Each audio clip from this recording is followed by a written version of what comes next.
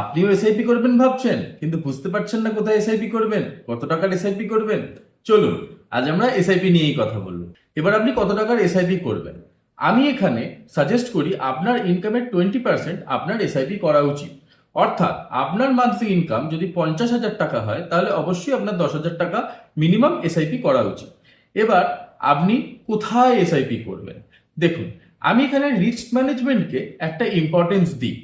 আমি এখানে যে রুলটা ফলো করি সেটা হচ্ছে 100 মাইনাস ইয়োর এজ।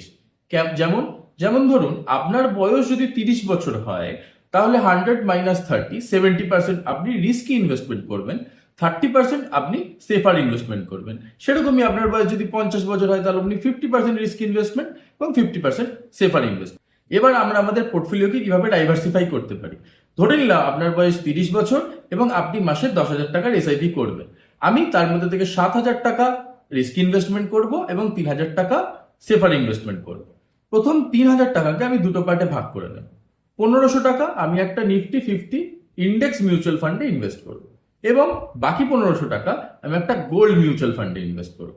বাকি রইল যে 7,000 টাকা, সেই 7,000 টাকাকে আমি টোটাল 4টে পার্ট করব। প্রথম 2,000 টাকা আমি একটা লার্জ ক্যাপ মিউচুয়াল ফান্ডে ইনভেস্ট করব।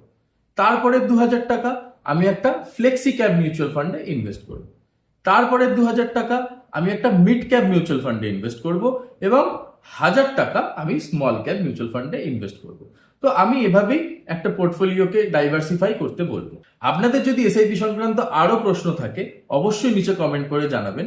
আমাদের ভিডিও ভালো লাগলে অবশ্যই একটা লাইক করবেন। আর আপনার যে বন্ধু এই এসআইপি করবো ভাবছে কিন্তু এখনো করছে না, তাকে এই ভিডিওটা অবশ্যই শেয়ার করে দেবেন। নমস্কার।